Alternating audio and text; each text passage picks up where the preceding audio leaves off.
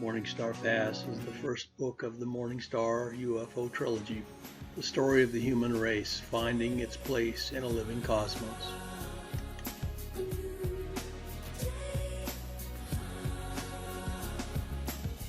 A new age dawns. The human race realizes it is not alone in the universe.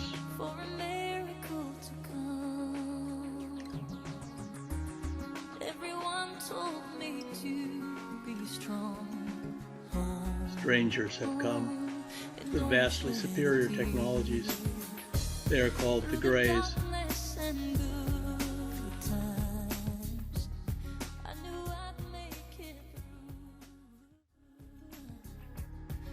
In the depths of the Cold War, the U.S. government decided to meet with the Greys secretly at a place called Devil's Mesa, near the remote ranching town of Morningstar, Colorado.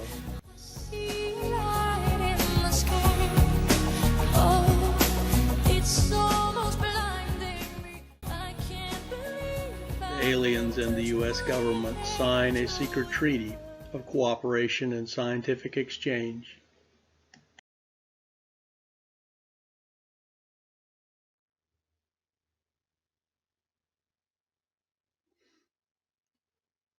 The aliens make Devil's Mesa their secret base, operated jointly with a secret U.S. government agency called MAGIC.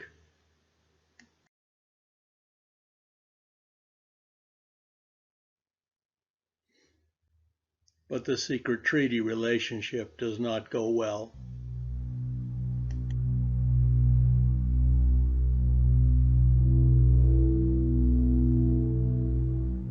Many livestock near Morningstar are found mutilated.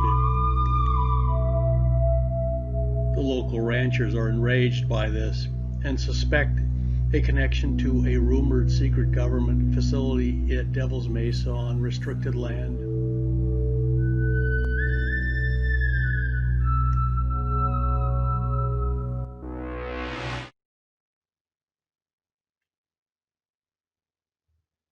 Also, many people are abducted and abused by the gray aliens, who seek to create an alien hybrid race with a human immune system so it can live on Earth.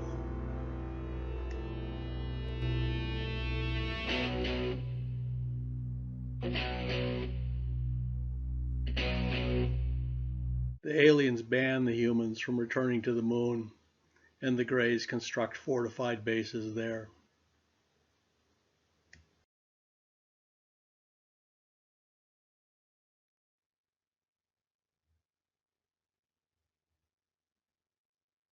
The Greys try to intimidate the U.S. government with displays of power.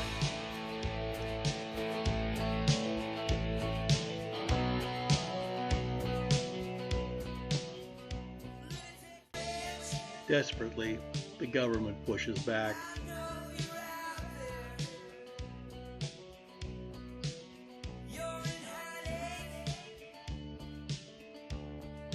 When it is successful, they send in a special forces battalion called Dark Carnival, or the Carney, to cordon the crash site, storm and capture the craft, and secure it so it can be taken away.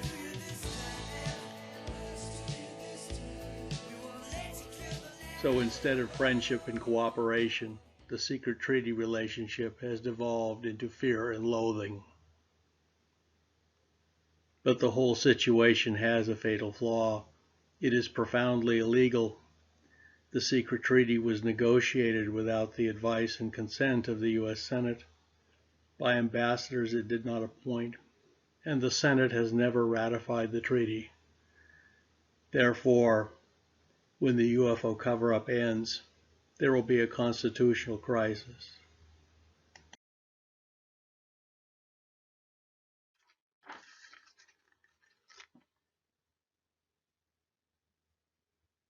That is the foundation of the looming crisis.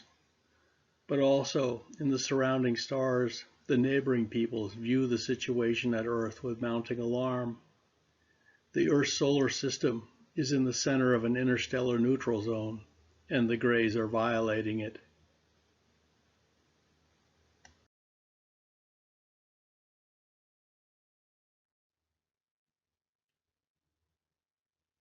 The repto-avian people, called Anak, have an implacable hatred for the Greys and have warred with them for centuries.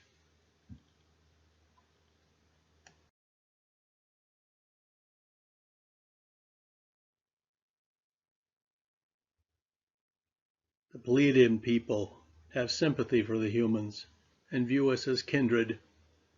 Indeed, because of contact in human prehistory, we humans are all part Pleiadian.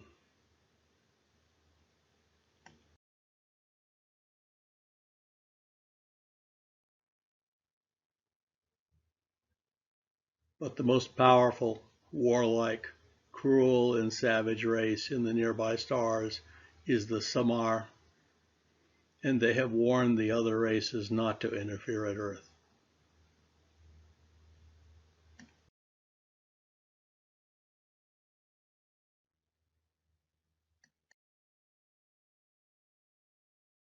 Yes, because of prehistory, all humans are also part Samaran.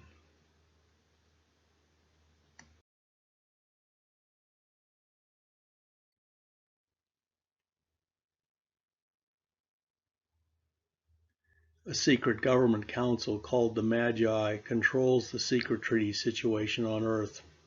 But after decades of confrontation with the Greys, they have decided that opposing them is hopeless. So they begin covertly to work for the Grey aliens.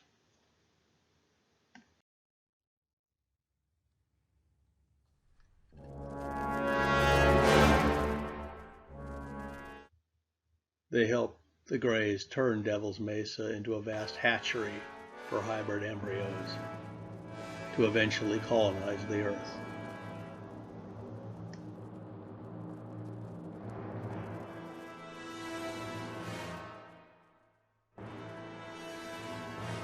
Says the wizard, leader of the Magi, humanity is now obsolete. We will replace it with a wiser and more advanced race, and I will govern the Earth in this transition.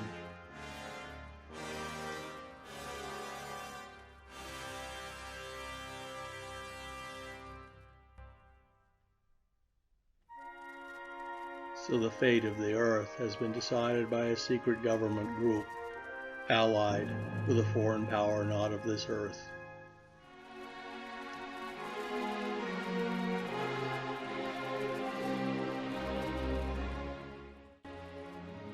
But no one outside of the Magi Secret Council knows this.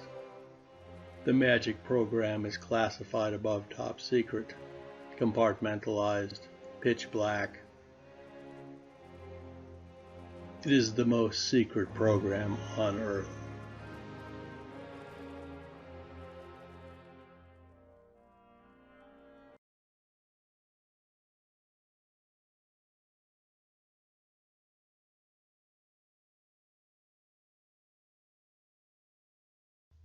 So it can be said that absolute secrecy creates absolute power. However, one of the Magi dissents and leaks above top secret documents to Cassandra Chen, a news anchor at an upstart internet news network. She realizes what all this means and decides to investigate, calling the story Stargate. However, she does not seek a Pulitzer Prize. Instead, because of a family tragedy many years before, she now seeks a meaningful death and believes the Stargate story will supply it to her.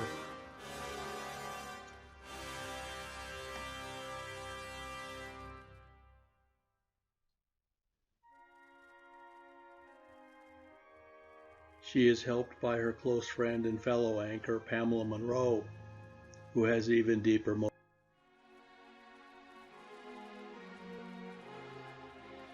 Their science editor, Murray Rosen, is eager to please the two women, wants to help, and is sent to Goldstone, California to the Deep Space Tracking Facility in the Mojave, where the secret documents reveal that a supposedly long-lost Mars probe, Mars Observer, is sending images back of a pyramid near the face on Mars.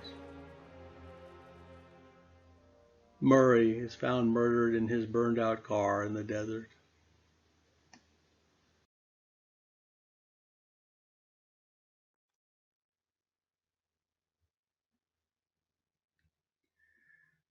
On news of Murray's death, Pamela has a psychological collapse and must be put in a psych ward in a nearby hospital.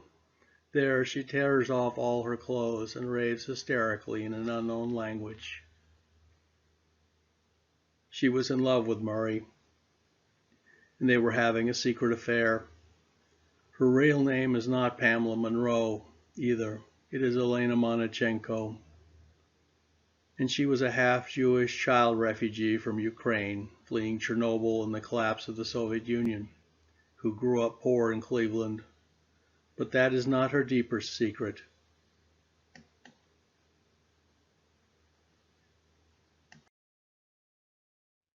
Since she was 15 years old, Pamela has been a UFO abductee.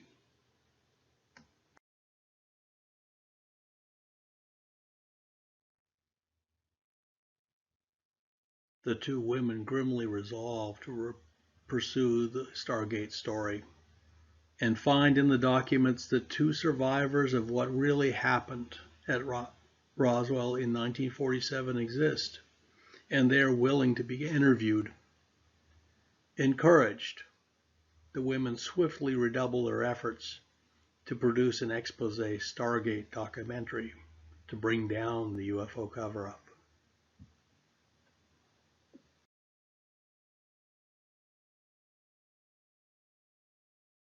The Stargate documentary airs and causes a sensation.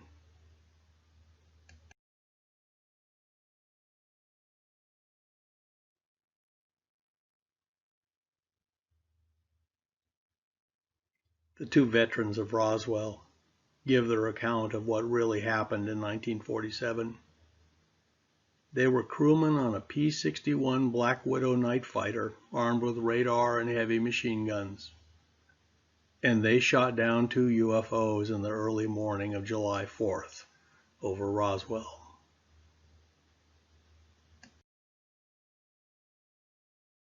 They had been ordered to defend the nation's entire nuclear weapons stockpile, all 5 nuclear weapons, then stored secretly at Roswell Air Force Base.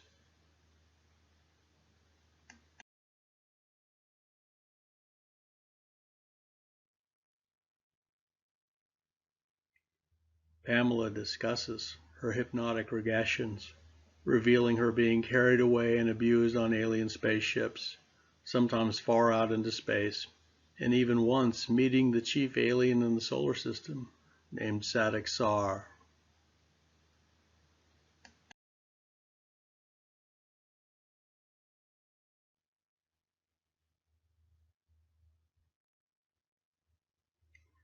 The wizard dismisses the Stargate special, saying, "This cannot damage us. Nothing on Earth can stop us now." He tells the commander of his secret police force, Virgil Jackson, the blonde belongs to the aliens, who will deal with her soon enough. But Cassandra, I can tell she is in love with the darkness. We must take her and break her to serve me in the new order.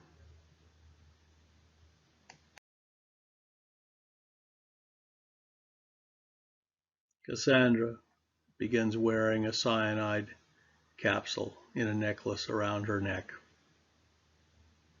Her deepest fear is that she will be captured alive by the secret government.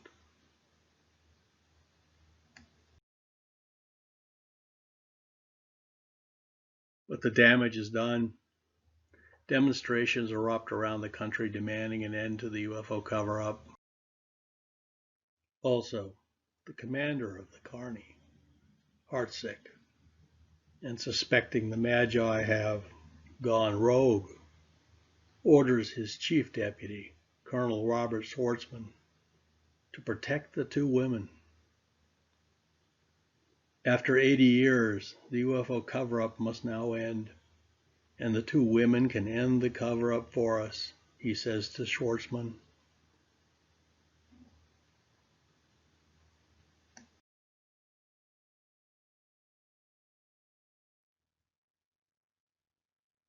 Schwartzman and Cassandra meet and begin a doomed love affair.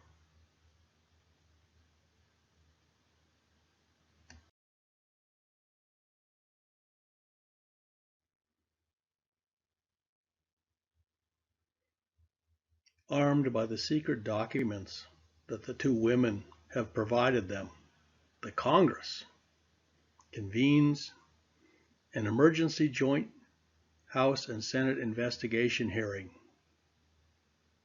The Carney also provides them with the body of a hybrid. Cassandra feels triumphant and goes to Capitol Hill to report on the hearings. In her excitement, she forgets her cyanide capsule at home.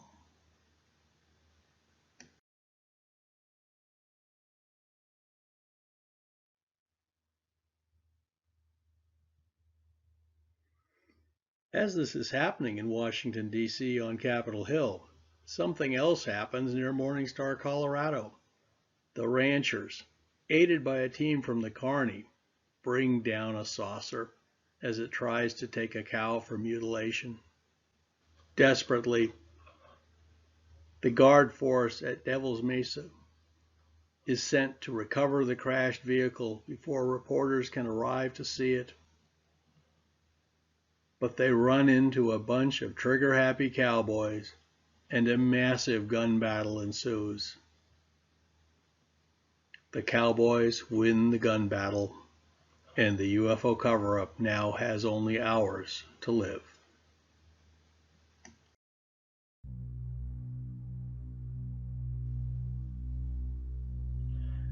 The president hears of this and is terrified of a confrontation with the Greys.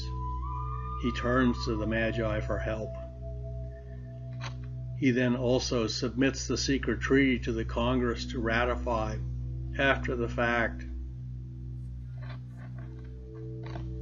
He declares a state of emergency and martial law and orders the arrest of Cassandra, Chen, and Pamela Monroe for treason of paramilitary troops to take control of the Capitol.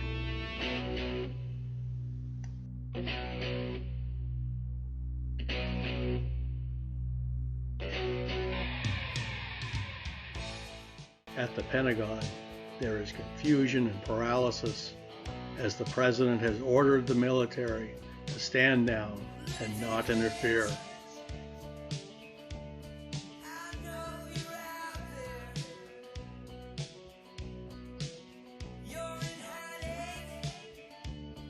The only armed force guarding the Congress is 200 park police.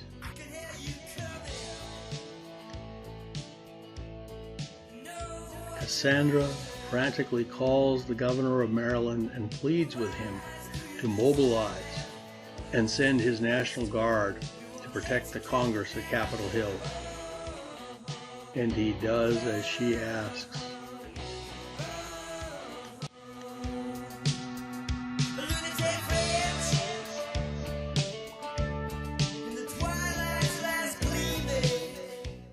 National Guard troops arrive to back up the police at Capitol Hill. In the twilight's last gleaming, the Congress fearfully debates the treaty with the aliens, knowing that to reject it now may mean war with the Greys.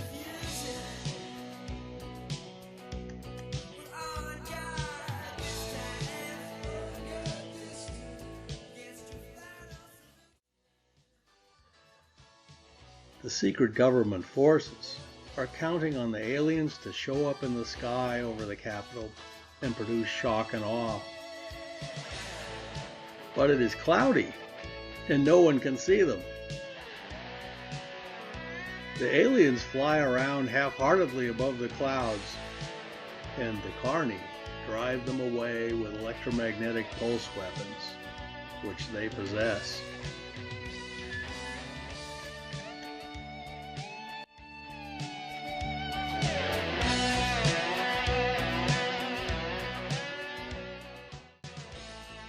Terrified, the Congress will vote to reject the treaty and take away all their power. the secret government forces attack Capitol Hill to try and take over the government.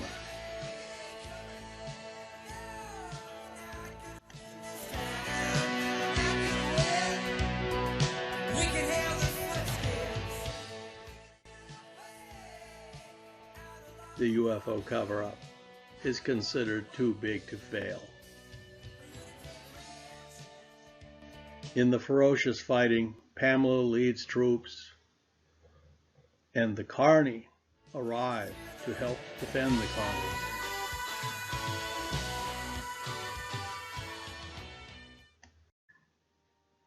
After a terrible night of death and destruction, the dawn arrives, and Capitol Hill still stands. The Congress has rejected the secret treaty and removed the president for treason.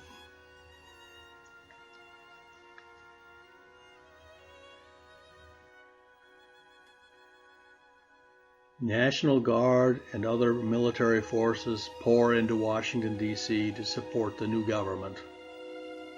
But thousands are dead, and Pamela has been badly wounded and is near death.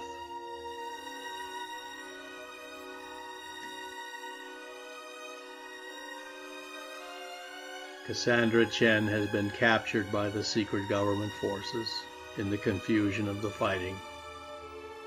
They take her and many other captives as hostages as they make a panicked retreat to Devil's Mesa, their last stronghold.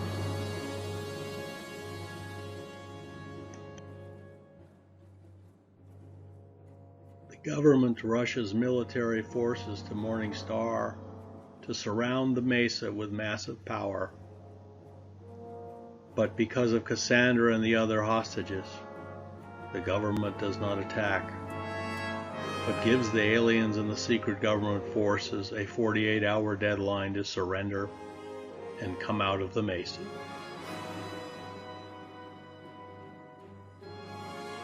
In the mesa, there is panic and chaos till Virgil Jackson and the wizard arrive. He orders Virgil to form a special headquarters police force called Hell's Police, which ruthlessly restores order. The wizard orders the guard force to fight to the death if the government attacks, and to kill anyone who will not obey his commands. Cassandra is then told by the wizard that she must make a broadcast urging the human race to quit resisting and surrender to the grace. And if she does not do this broadcast, he will have her taken to the pain section of the facility and be tortured to death. She refuses and is taken away.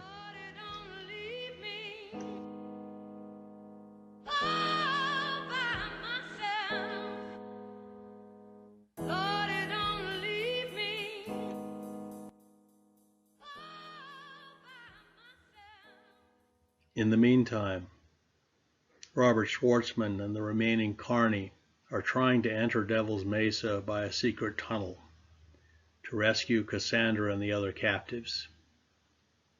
It is considered a suicide mission, but he is desperately in love with her.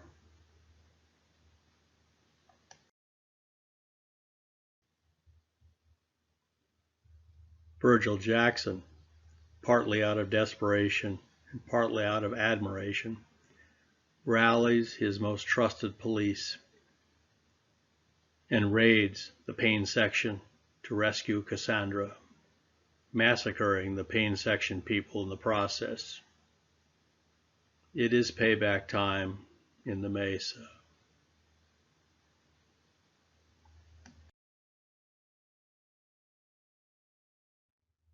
They rush her to the medical section of the facility to treat the torture wounds on her back.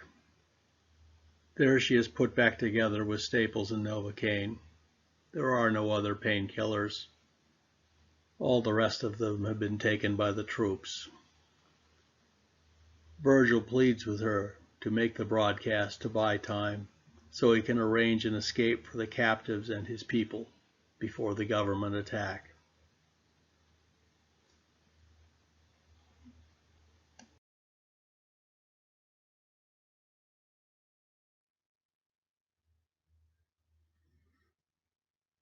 The wizard orders her to be cleaned up and wear a royal outfit to give the broadcast. Drunk with power, he brags to her that the aliens are planning to launch a massive attack on Earth at the end of the deadline. You will be my queen when I rule the Earth for the aliens. In the last age of humanity, he tells her.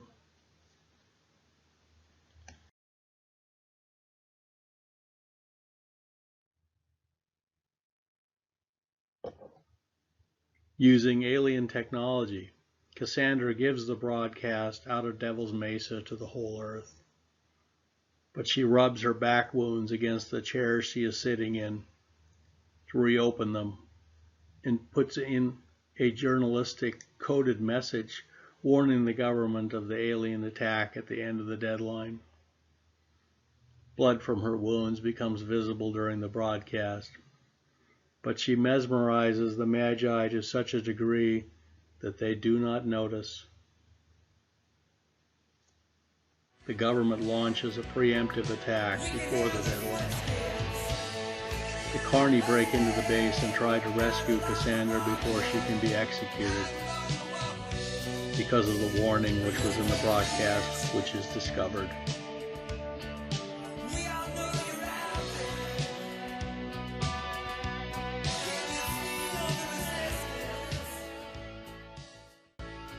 Battles occur in the sky and in the mesa as Marines and paratroopers storm the mesa and fight the aliens and guards inside, who fight to the death.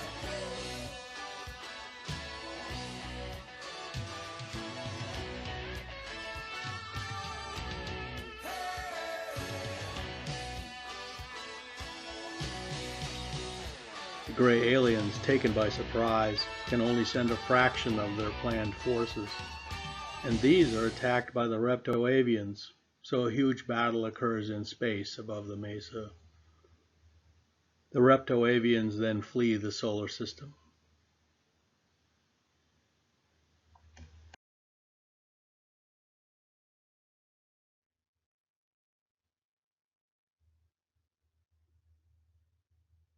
The mesa falls to the U.S. government forces, and Cassandra is rescued.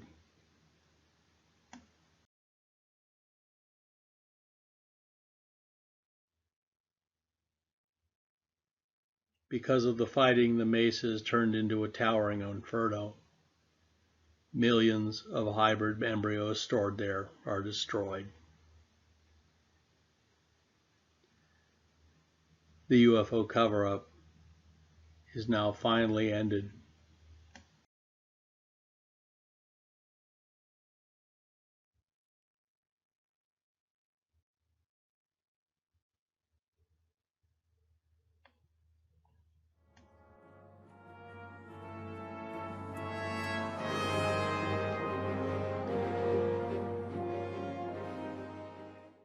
The U.S. government and its allies now marshal all of their strength and technologies to meet an expected gray invasion.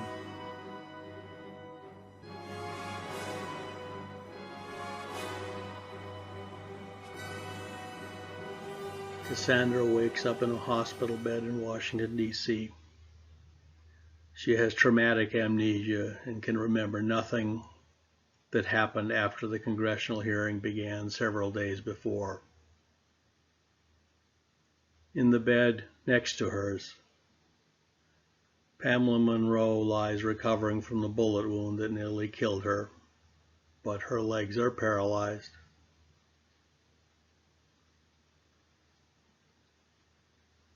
In the darkness before dawn, they see the Morningstar rise outside their hospital room window.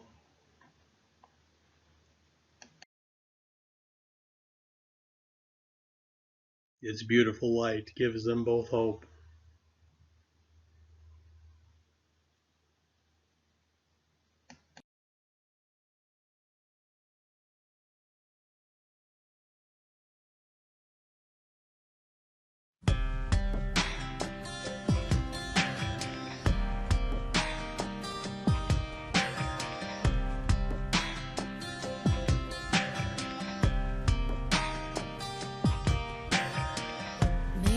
lasts forever, forever fades away, like a rocket ascending into space.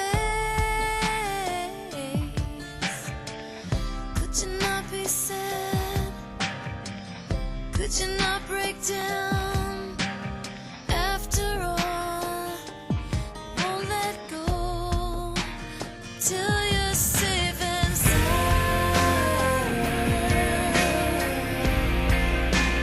Till you're safe and sound. There's beauty in the leaves. There's no one left to please. It's you.